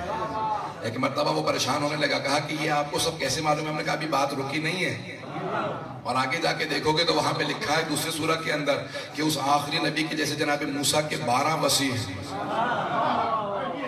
آخری نبی کے بھی 12 وصی ہوں گے. توجہ سارے مجمع کی توجہ ہو. اور اگر آپ کو قرآن سے حوالہ چاہیے تو 5واں سورہ ہے 12ویں آیت ہے. بھائی 5 اور 12 کو نہ بھلائیے گا. 5واں سورہ ہے 12ویں آیت ہے. 5واں سورہ سورہ مائدہ 12ویں آیت. وَبَعَثْنَا مِنْهُمْ 12 نقیبا, اور ہم نے بنی اسرائیل میں 12 نقیب بھیجے.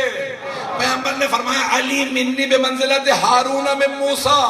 علی کو مجھ سے وہی نسبت ہے جو ہارون کو موسیٰ سے تھی, یعنی پیغمبر کو موسیٰ سے نسبت, علی کو ہارون سے. جناب موسیٰ کے 12 تو پیغمبر کے 12. صحابہ نے پوچھا صحابہ کرام نے پیغمبر اسلام سے سوال کیا یا رسول اللہ کمیل اور سیاحیہ وسیع کتنے ہوں گے؟ کہا میرے بھی 12 ہوں. جب سارے انبیاء کے 12 ہیں تو میرے بھی 12. توجہ ہو. تو 12 اوصیہ. امام رضا علیہ السلام نے کہا او یہودیو, میں تم جو معجزہ کہو گے, تم کہتے ہو نا کہ تم نے جناب رسول خدا کا معجزہ نہیں دیکھا, تم جو معجزہ کہو گے میں تمہیں وہ معجزہ دکھاؤں گا, محمد پہ ایمان لاؤ.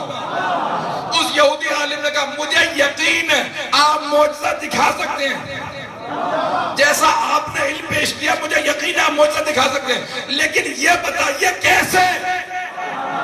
امام نے کہا وہاں جو لکھے ہیں نا کہ محمد کے آخری نبی کے 12 وصی ہوں گے, ان 12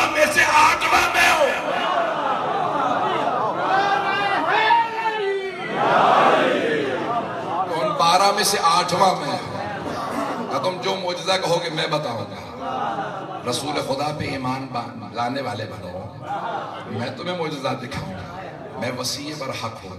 ایک مرتبہ مامون اپنے تخت سے اترا, کہا میں جا رہا ہوں, ہمارے ولی عہد کی توہین ہو رہی ہے, میں اور نہیں دیکھ سکتا. جیسے ہی جانے لگا امام نے مسکرا کے اپنے شیعوں کو دیکھا, کہا میں نے کہا تھا نا چہرہ میرا نہیں اس کا دیکھنے والا ہوگا. جب میں ہر عالم کو اسی کی کتاب سے اسی کی زبان میں جواب دوں گا تو چہرہ میرا نہیں مامون کو دیکھنے والا ہوگا. عزیزان گرامی, ہم ایسے ائمہ کے ماننے والے ہیں جنہوں نے حبیب خدا کا ہر جگہ دفاع کیا, رسول خدا کا ہر جگہ پہ دفاع کیا. سننا چاہیں گے تھوڑی دیر اور 10 سے 15 منٹ آپ کو زحمت دوں گا تو چلتے رہیے گا. عزیزان گرامی, یہ ایام ربیع ہے. ربیع بہار کو کہا جاتا ہے. یہ بہار اس لیے آئی ہے کیونکہ سرور کائنات آئے ہیں. ان کے آنے سے کہ اسلام میں بہار آ گئی ہے, دنیا میں بہار آئی ہے. میں الفاظ اگر پیش کروں اب سن لیجئے گا. آپ کی محبتوں عقیدتوں کی نظر کر رہا ہوں کہ جناب عبد المطلب ایک مرتبہ کہنے لگے کہ آج کی رات عجیب و غریب رات ہے. 17 ربیع الاول کی شب تھی کہ صبح 17 ربیع الاول تھی.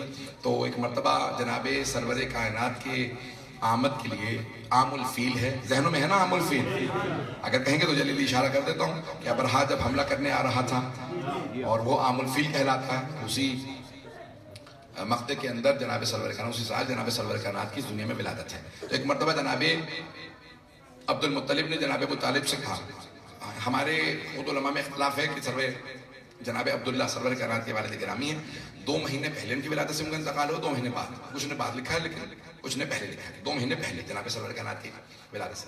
عزیزان گرامی, جملہ پیش کر رہا ہوں, سارے مجمع کی توجہ ہو.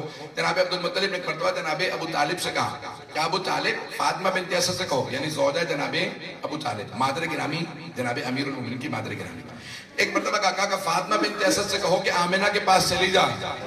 توجہ ہو کہ آج کی رات خاص رات ہے. ایک مرتبہ کہا کہ فاطمہ بنت اسد سے کہو کہ آمنہ کے پاس چلے جائے. جناب اسما سے کہا کہ آمنہ کے پاس چلے جاؤ. کہ آج کی رات عجیب رات ہے, کہ اتنی سخت گرمی مکے کے اندر ہوتی ہے لیکن آج ٹھنڈک سی محسوس ہو رہی ہے, ایک خنکی سی محسوس ہو رہی ہے. یہ جو خنکی ہے کہا کہ محمد کی آمد کی ہے. عزیزان گرامی, سب کے سب لوگ کہتے ہیں, یہاں پہ روک کے جملہ پیش کر رہا ہوں کہ جناب عبداللہ بہت خوبصورت تھے, بنی ہاشم ویسے خوبصورت, اور ان کے اندر سب سے خوبصورت جناب عبداللہ کہے جاتے تھے, سرور کائنات کے والے. یہاں تک بہت سے علماء نے لکھا کہ مکے کی ہر خاتون کہتی تھی مجھے عبداللہ سے شادی کرنی ہے. جب جناب عبداللہ نے جناب آمنہ سے شادی کر لی تو کسی خاتون نے دوسری خاتون سے پوچھا ابھی بھی عبداللہ سے شادی کرنا چاہتی ہو؟ کہا نہیں. کہا کیوں؟ کہا وہ جو جناب عبداللہ کی پیشانی پہ نور نظر آتا تھا اب وہ آمنہ کی پیشانی پہ آ گیا. کہ جس نور کی وجہ سے, او مسلمانوں یہ کبھی نہ کہنا محمد ہم جیسے, وہ کافر و مشرک بھی کہتے تھے ان کے اجداد کے چہروں پہ ان کا نور تھا. یہ سرور کائنات کا چہرہ ہے.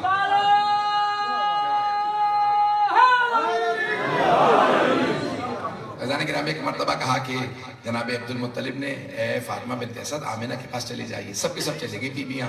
تو جناب آمنہ واپس آئیں فجر کے وقت. جناب ابو طالب سے کہا کہ اے ابو طالب, میں آپ کو آپ کے بھائی کے گھر میں ولادت ہوئی ایک ایسے بیٹے کی مبارکباد پیش کرنے آئی ہوں جو تمام آلائشوں سے پاک ہے. پتہ نہیں بات پہنچ رہی کہ نہیں, کہ بچہ عام بچہ نہیں ہے, تمام آلائشوں سے پاک ہے, پاک و پاکیزہ پیدا ہوا ہے. ناپ بریدہ ہے, اس سے زیادہ ممبر کے اوپر نئی تفسیر میں پیش کر سکتا, کہ ناپ بریدہ ہے, بچہ بہت پاک و پاکیزہ, بہت خوبصورت ہے, پر نور ہے. آج ہی تلاوت کر رہا تھا تو جناب ابو طالب نے ایک مرتبہ جملہ کہا کہ اے فاطمہ بنت اسد, میں آپ کو بھی ایک ایسے ہی بچے کی بشارت دیتا ہوں آج سے 30 برس بعد اس میں تمام یہ کمالات ہوں گے سوائے نبوت کے.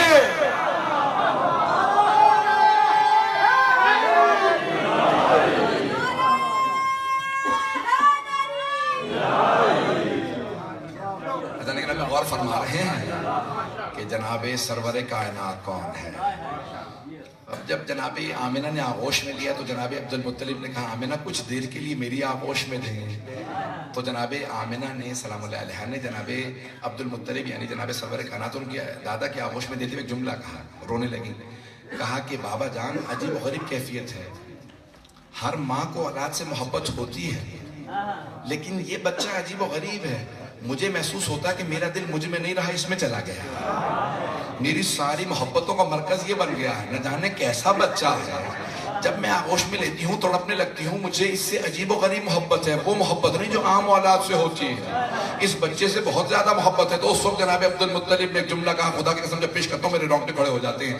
تو جناب عبد المطلب نے کہا آمنہ یہ بچہ آپ کی نہیں ساری کائنات کی محبتوں کے لیے آیا، یہ بچہ محبتوں کے لیے آیا ہے، یہ بچہ عام بچہ نہیں ہے۔ عزیزان گرامی، وہ افراد جو کہتے ہیں کہ جناب سرور کائنات ایک عام آدمی تھے، ان کے اجداد، ان کی ماں، ان کے دادا، ان کے چچا عام نہیں تھے، تو وہ عام کیسے ہو سکتے؟ وہ سب سمجھ رہے تھے یہ بچہ عام بچہ نہیں ہے۔ بات پہنچ رہی ہے؟ اب عزیزان گرامی، اس زمانے میں ایک رسم تھی کہ خاندان کے بزرگ بچوں کے نام رکھا کرتے تھے، اور سب کے سب خانہ کعبہ کے سامنے بچے کو لاتے، ہاتھوں پہ بلند کرتے، اور ایک مرتبہ اعلان کرتا، بزرگ جو بھی دادا یا بزرگ جو بھی گھر میں تھا خاندان کا، وہ ہاتھ میں لے کے آغوش میں لے کے اعلان کرتا کہ اس بچے کا میں نے نام کیا رکھا۔ اب سب کے سب جمع ہونے لگے کہ اس مہینے میں یا اس ہفتے میں یا اس مہینے میں جتنے بھی بچے پیدا ہوئے ان کے بزرگ ان کے اعلان کریں گے ناموں کا۔ سن رہے ہیں؟ تو ایک مرتبہ سب کے سب جمع ہونے لگے، ایک آدمی نے کہا سمیتہ عبد العزیٰ، میں نے اپنے بچے کا نام عبد العزیٰ رکھا، میں نے یہ رکھا، عزیٰ بت کا نام تھا۔ تو سب کے سب نام رکھنے لگے۔ جناب حبیب خدا کے دادا جناب عبد المطلب نے آغوش میں لیا جناب رسالت میں آپ کو، ہاتھوں پہ اٹھایا، آنسو بہنے لگے اور کہا کہ ہم حفاظت کیسے کریں؟ 5 افراد مأمور تھے حفاظت رسول خدا پہ، جناب عبد المطلب، جناب ابو طالب، جناب حمزہ، جناب آمنہ اور جناب فاطمہ بنت اسد۔ میں جملہ کہہ گیا ہوں، میں یقین مانیے کہ آپ کو اندازہ نہیں ہو رہا میں نے کتنی محنت کر کے سارے کے سارے تحقیقات آپ کی خدمت میں پیش کر۔ 5 ہستیاں مأمور تھی حفاظت کے لیے۔ اب ان کے 2 ذمہ داریاں تھیں، ایک تو حفاظت بھی کریں، دوسرا تعارف کا جب وقت آئے تو اس وقت ساتھ بھی کھڑے ہوں۔ جو جاتے رہیں اگلے کو مأمور کرتے جائیں، میں تو جا رہا ہوں آپ حفاظت کیجئے گا۔ تو ایک مرتبہ جناب عبد المطلب نے ہاتھوں پہ اٹھا، سارے کے سارے عرب مکے کے جمع تھے، کہا کہ عبد المطلب آپ نے بیٹے کا نام کیا رکھا؟ کہا میں نے اپنے سمیتہ محمد، میں نے اپنے پوتے کا نام محمد رکھا۔ اب سب اعتراض کرنے لگے، کہا آج تک کسی نے نام محمد نہیں رکھا، یہ آپ نے نام محمد کیوں رکھا؟ محمد اسے کہا جاتا ہے جس کی تعریف بہت زیادہ ہو۔ کہا میں دیکھ رہا ہوں اس کی 2 خصوصیات ہوں گی، ایک تو اس کا نام عام رکھا جائے گا، ایک اس کا نام عام رکھا جائے گا، دوسرے اسی کا نام بہت بلند ہوگا۔ بھئی ابھی قرآن نازل نہیں ہوا، سورہ علم نشرہ کی یہ آیت نہیں آئی، وَرَفَعْنَا لَكَ ذِكْرَكَ، ہم نے آپ کے ذکر کو بلند کیا۔ جناب عبد المطلب اس وقت بتا رہے ہیں جب قرآن نہیں آیا، میں دیکھ رہا ہوں اس کا نام بھی بلند ہوگا، اس کا نام عام بھی ہوگا۔ کون انکار کر سکتا ہے کہ رسول خدا کے پاس علم غیب نہیں تھا؟ نعرہ تکبیر، اللہ اکبر، نعرہ رسالت، یا رسول اللہ، نعرہ حیدری، نعرہ سلوات،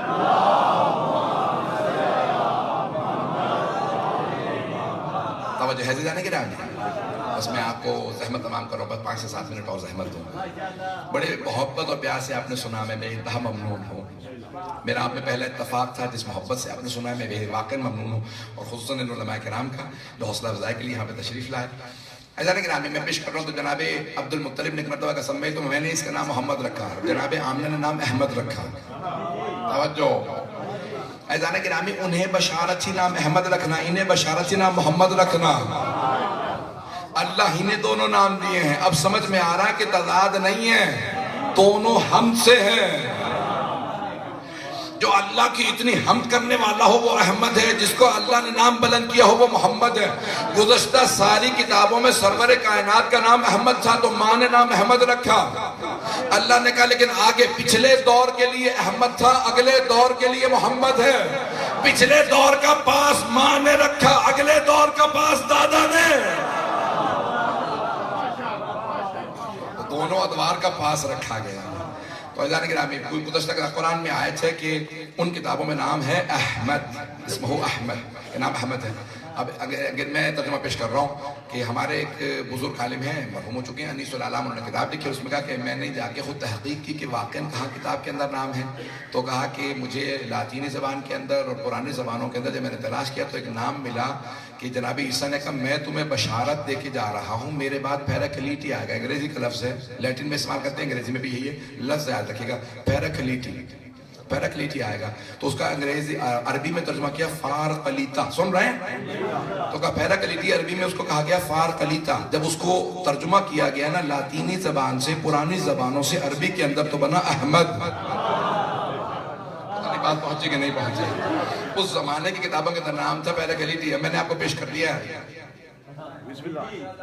کہ اللہ نے قرآن کے اندر جو میں نے سورہ انتخاب کیا، میں نے آپ کو 2 حوالے دینے تھے، میں نے 2 حوالے دے دیے کہ الذین یتبعون الرسول النبی الامی الذی یجدونہ مکتوبا عندہم فی التوراۃ والانجیل. تورات کا حوالہ امام رضا کے کتاب دے دیا آپ کو مناظرے سے، اور انجیل کا حوالہ پیراکلیٹی لفظ آیا فارقلیتا. فارقلیتا یعنی احمد.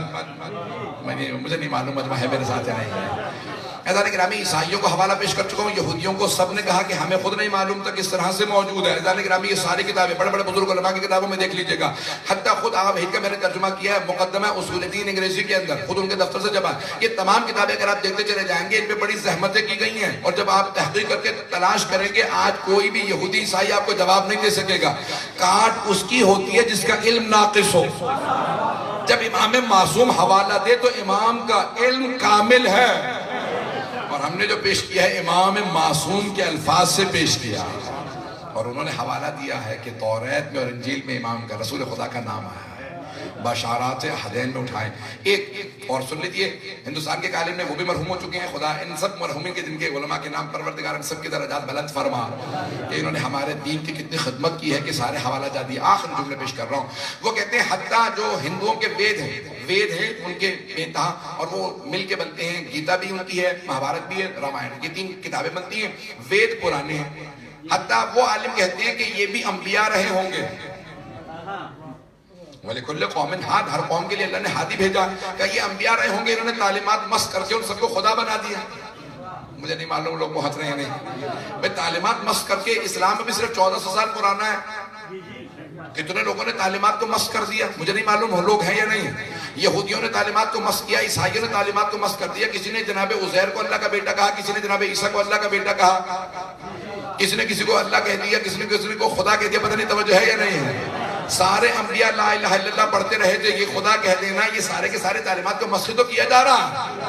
یہ خدا کہنا تو انہوں نے بھی کیا کیا، ہندوؤں نے تعلیمات کو مسخ کر دیا. یہ سارے انبیاء رہے ہوں گے. تو وہ عالم دین کہتے ہیں، مرحوم ادیب الہندی، کہ اگر کتابوں کو اٹھا کے دیکھو گے تو ہندوؤں کے ویدوں میں تمہیں رسول خدا کا تذکرہ ملے گا. وہ کہتے ہیں جزیرہ نما میں آخری افطار آئے گا. افطار کو ہماری نگاہ کے اندر اللہ کا بھیجا ہوا رسول کہا جاتا ہے، یعنی جسے بھیجا فرستادہ، اسے عربی میں رسول کہتے ہیں، مرسل کہتے ہیں. یہی ہمارا عقیدہ کہ رسول خدا رسول مرسل ہے. کا آخری افطار آ گیا جسے اللہ بھیجے گا. توجہ، کہ جسے اللہ بھیجے گا آخری افطار آئے گا. جزیرہ نما میں آئے گا. حجاز جزیرہ نما، جزیرہ نہیں ہے. حجاز کی سرزمین جزیرہ نما، کہ جزیرہ نما سرزمین میں آئے گا. باپ کا نام ہوگا ایشور داس، ماں ہوگی شانتی دیوی. نہیں پہنچا سکا. ایشور، ہندو اپنے سب سے بڑے خدا کو کہتے ہیں ایشور، عربی میں ترجمہ کرو اللہ. داس کہتے ہیں بندے کو عربی میں عبد. باپ کا نام ہوگا ایشور داس یعنی عبداللہ، ماں کا نام شانتی دیوی. شانت کہتے ہیں امن کو، دیوی کہتے ہیں بیوی کو یعنی آمنہ بی بی. مجھے نہیں معلوم مجمع ہے یا نہیں. کہ ان کے ہاں بھی ہم ثابت کریں گے، کوئی رسول خدا کا انکار نہیں کر سکتا. اللہ نے سب کو بتایا میرا حبیب آ رہا.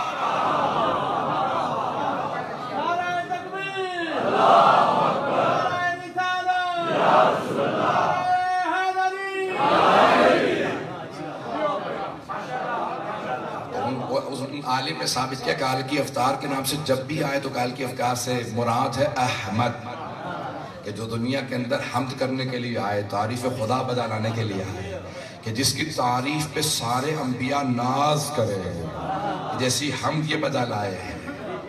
عزیزان گرامی آخری جملے پیش کر رہا ہوں، بس یہ اسی پہ تمام میں نے کر دیا. اب آپ کو میں صرف 2 مثالیں دوں گا کہ رسول خدا ایسی ہم بجا لائے کہ ہر نبی سلام کرے گا، ناز کرے گا. جیسی یہ ہم بجا لا رہے ہیں ویسی کوئی ہم بجا نہیں لا سکا، اور ان کی آل بھی ویسی ہی ہوگی کہ ہر حالت میں ہم بجا لائیں گے.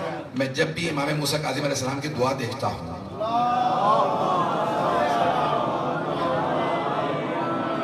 کہ جب آپ زندان میں ہیں تو وہاں پہ دعا مانگتے نظر آتے ہیں سجدے میں.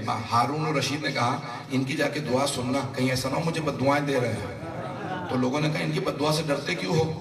کہا نہیں، ان کی بد دعا ضرور لگے گی، تم نہیں جانتے یہ کون ہے۔ کہا پھر قید میں کیوں رکھا ہے؟ کہا یہ جو کچھ ہے یہ انہی کا ہے، انہیں اگر قید میں نہیں رکھوں گا تو سب انہی کی طرف ہو جائیں گے، کہا اس لیے انہیں قید میں رکھا ہے۔ کہا جا کے سنو کیا کہتے ہیں۔ تو واپس آئے، کہا ہم نے سنا ہے وہ سجدے میں ایک ہی بات دہراتا ہے، پروردگار میں تیرا کیسے شکر ادا کروں، میں نے تجھ سے تنہائی مانگی تھی، تو نے ایسی تنہائی دی ہے کہ نہ سوائے تیرے کوئی اور ہے نہ سوائے میرے کوئی اور۔ بہت بڑا جملہ ہے، بہت بڑا جملہ ہے۔ دیکھیں اچھی چیز سے اچھی چیز نکالنا، مثبت سے مثبت نکالنا، یہ کوئی کمال نہیں ہے۔ ایک سب کچھ تو پہنچ گئے۔ مثبت سے مثبت نکالنا یہ کوئی کمال نہیں ہے۔ اچھا مثبت سے منفی نکالنا یہ بہت ہی یعنی انسان کی پستی کی علامت ہے کہ مثبت سے بھی منفی نکالنا، اچھی چیز سے بھی بری چیز نکالنے کا، یعنی اسے اچھائی نظر نہ آ رہی ہو، برائی نظر آ رہی ہو، اچھے کے اندر بھی برائی جو تلاش کرے، یہ بہت ہی پستی کی علامت ہے۔ لیکن مثبت سے مثبت نکالنا کمال نہیں، مثبت یعنی منفی سے مثبت نکالنا یہ بہت بڑا کمال ہے۔ امام معصوم زندان میں شکوہ نہیں کر رہے، پتہ نہیں بات پہنچا پایا ہوں، ان جملوں کو مجھے نہیں معلوم کہ تک میں کیسے پہنچا پایا ہوں یا نہیں پہنچا پایا، کہ یہ جو زحمت ہے آگے جانے کے لیے ہم کوشش کر رہے ہیں اگر پہنچ جائے تو اب امام اس زندان میں، جیل میں کوئی بھی انسان شکر نہیں کرتا۔ اگر انسان ہم جیسے بھی کوئی ہو تو رونے لگے، پروردگارہ جیل سے جان چھوڑا، اور وہ جو جانتا ہو کہ میرے لیے کائنات خلق ہوئی ہے، میں ان 14 میں سے ہوں، وہ وہاں پہ شکوہ نہ کرے گا پروردگارہ میں تیرا کیسے شکر ادا کروں، میں نے تجھ سے تنہائی مانگی تھی، تو نے ایسی تنہائی دی ہے کہ نہ سوائے تیرے کوئی اور نہ سوائے میرے کوئی اور۔ عزیزان گرامی یہ کمال ہے آل محمد کا، یہ وہ خون رسول خدا ہے جو اپنا اثر دکھا رہا ہے۔ میں نے کہا تھا سر 2 مثالیں دوں گا، آخری مثال سننا چاہیں گے؟ اخلاق سرور کائنات کی، بس یہ آخری مثال سن لیجئے کہ آپ کے صحابہ موجود ہیں، سرور کائنات تشریف فرما ہے، اور حبیب خدا بڑی متانت کے ساتھ بیٹھا کرتے تھے، دوزانو ہو کے بڑے محتب انداز سے، کہ جو دنیا میں دیکھتا ہوں ان کے اخلاق سے متاثر ضرور ہوتا تھا، کافر و مشرک بھی کہتا ہے ان جیسا اخلاق کسی کا نہیں۔ تو اب سارے کے سارے صحابہ سامنے بیٹھے ہیں، پیغمبر کے ایک امیر صحابی بہت سامنے بیٹھے تھے۔ اب رسول خدا نے تربیت کیسی کی ہے میں یہ دکھانا چاہ رہا ہوں، سننا چاہیں گے؟ ایک بہت ہی امیر صحابی ہے، پیغمبر اسلام کے سامنے بیٹھے ہیں، اتنے میں غریب صحابی آئے، وہ انہی کے ساتھ آ کے بیٹھ گئے۔ جیسے ہی وہ غریب صحابی بیٹھے، انہوں نے امیر صحابی نے اپنی ابا کھینچنا شروع کی کہ بھی میری ابا پہ بیٹھ گیا ہے غریب فقیر آدمی گندے کپڑوں کے ساتھ میرے ابا کے بعد۔ تو انہوں نے ایک مرتبہ اپنی ابا کو بہت زور سے کھینچا، پیغمبر کے بالکل سامنے بیٹھے ہوئے، انہیں اندازہ نہیں ہو رہا کہ پیغمبر مجھے دیکھ رہے ہیں۔ تو ایک مرتبہ انہوں نے ابا بہت زور سے کھینچی اور ایک طرف ہونے لگے، تو وہ خود ہی کہتے کہ میں نے دیکھا رسول خدا کی داڑھی ریش مبارک کے بال کھڑے ہو گئے۔ کہ وہ رسول خدا جو کبھی بھی جلال میں نہیں آتے تھے، جلال میں آئے ریش مبارک کے۔ تو ایک مرتبہ میں نے دیکھا کہ یا رسول خدا مجھے معاف کر دے، کہ اگر وہ تیرے ساتھ بیٹھ جاتا کیا تیری آدھی دولت اسے چلی جاتی؟ تو نے کیوں اپنی ابا کو کھینچا؟ کہ یا رسول اللہ مجھے معاف کر دیجئے، میں اپنی آدھی دولت اسے دے دوں گا اگر آپ مجھے معاف کر دیں۔ پتہ نہیں توجہ ہے؟ تربیت رسول خدا کیا ہے؟ کہ یا رسول اللہ میں اپنی آدھی دولت اسے دے دوں گا اگر آپ مجھے معاف کر دیں۔ پیغمبر نے کہا مجھ سے معافی نہیں، معافی اسی سے مانگ جس کا تو نے دل دکھایا، اسی سے معافی مانگ۔ کہا یا رسول اللہ آپ کہیے میں اسے اپنی آدھی دولت دے دوں گا اگر یہ مجھے معاف کر دے۔ پیغمبر اسلام نے کہا تجھے اس کی آدھی دولت قبول ہے؟ کہا کہ نہیں یا رسول خدا میں نے ویسے ہی معاف کیا۔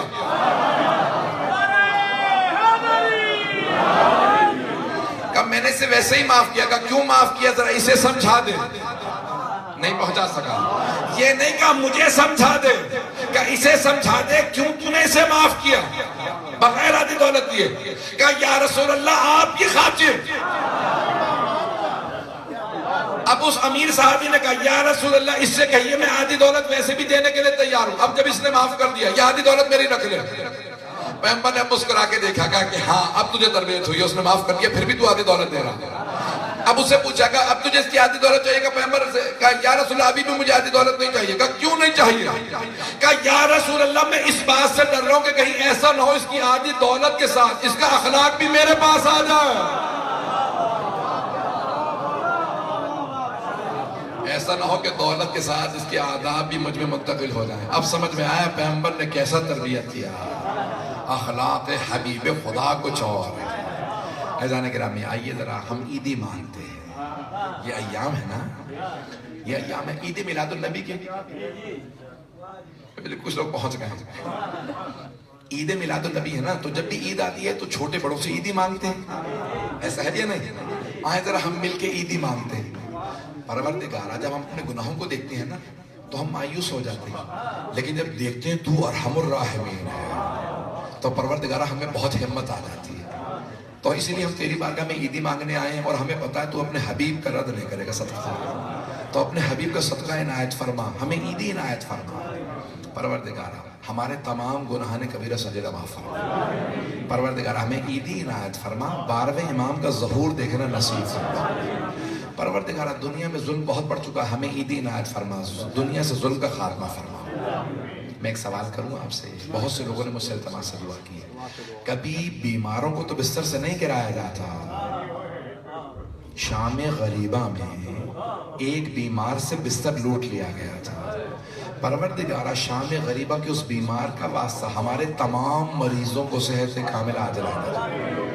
پروردگارہ جتنے لوگوں نے التماس سے دعا کی ہے، بھئی جب آنکھ میں آنسو ہونا تو دعا رد نہیں ہوتی، میں ہمیشہ واسطہ دے کے دعا کرتا ہوں، اور یہ روش جناب فاطمہ بنت اسد کی ہے، مادر امیر المؤمنین کی، کہ جناب فاطمہ بنت اسد جب خانہ کعبہ کے سامنے آئی تھی تو کہا تھا پروردگارہ تجھے میرے اس بچے کا واسطہ، میرے لیے آسان فرما دے کعبے کے اندر آنا، پروردگارہ تجھے واسطہ ہے شہدائے کربلا کا، تجھے واسطہ ان اسیر بیویوں کا جن کے پاؤں کے جوتے ٹوٹ گئے تھے، پاؤں میں کانٹے لگے تھے، پروردگارہ ان بیویوں کی عظمتوں کا واسطہ ہماری ان گنہگار آنکھوں کو صاحب الزمان کا ظہور دیکھنا نصیب فرما۔ پروردگارہ سے امام بارگاہ کو ترقی عنایت فرما، خدمت کرنے والوں کے توفیقات میں اضافہ فرما، بانیان مجلس اور یہ جو آپ کے انجمن کے تمام نوجوان ہیں، پروردگارہ انہوں نے بڑی کوشش کی، زحمت کی، محنت کی، میرا پہلی مرتبہ آپ کے ساتھ اتفاق ہے، پروردگارہ نے تمام کی توفیقات میں اضافہ فرما، ہمارے تمام علماء راجے جہاں جہاں پہ موجود ہیں، پروردگارہ سب کو صحت و سلامتی کے ساتھ لمبی زندگی عنایت فرما۔ پروردگارہ ہمارے مقامات مقدسہ کی حفاظت فرما، خصوصاً عراق و شام کے تمام روزوں کی حفاظت فرما۔ پروردگارہ جتنے بھی حرم جناب زینب کبریٰ کی حفاظت کے لیے ہمارے نوجوان موجود ہیں، خدمت کر رہے ہیں، سامرہ میں ہیں، پروردگارہ ان سب کی حفاظت فرما۔ پروردگارہ اس وقت جو حرم کی حفاظت کرتے ہوئے ہمارے نوجوان شہید ہوئے ہیں، انہیں شہداء کربلا کے ساتھ محشور فرما۔ ہمارے تمام بزرگوں کو، نوجوانوں کو، بچوں کو، ہمارے تمام یہاں پہ موجود مومنین و مومنات کو صحت، سلامتی، ایمان کے ساتھ لمبی زندگی عنایت فرما۔ پروردگارہ آج کی شب کے صدقے میں کسی کو نا امید نہ لوٹا، نہ جانے لوگ، نہ جانے پروردگارہ لوگ تیری بارگاہ میں تیرے حبیب کے صدقے میں کیا کیا امیدیں لے کے آئے ہوں گے، پروردگارہ کسی کو نا امید نہ لوٹا، خصوصاً وہ جو بے اولاد ہیں، پروردگارہ تجھے جناب زینب کی اجڑی گود کا واسطہ، ان سب کو اولاد عنایت فرما، مقروضوں کے قرضے ادا فرما، پریشان حالوں کی پریشانیاں دور فرما، حج و زیارات کی تمنا رکھنے والوں کو حج و زیارات نصیب فرما، جتنے ہمارے زائرین اس وقت زیارات پہ ہیں ان کو ان کے سفر میں کامیاب فرما، جو ہاتھ بلند نے کسی کو رد نہ فرما، پروردگارہ ہم سب کی عاقبت بخیر فرما، ہم سب کو ایمان پہ موت عنایت فرما، پروردگارہ ہمارے مرحومین کی قبروں کو منور فرما، پروردگارہ ہم سب کو خلوص سے نیت سے دین کی خدمت کی توفیق عنایت فرما۔ ربنا تقبل منا انک انت السمیع العلیم بحق محمد وآلہ الطیبین الطاہرین المعصومین۔ ایک سورہ فاتحہ حاضرین کے تمام مرحومین کے لیے، بانیان کے تمام مرحومین کے لیے، اور تمام کے تمام ان مؤمنین مرحومین کے لیے جن کی قبروں پہ اب کوئی فاتحہ پڑھنے والا نہیں۔ الفاتحہ۔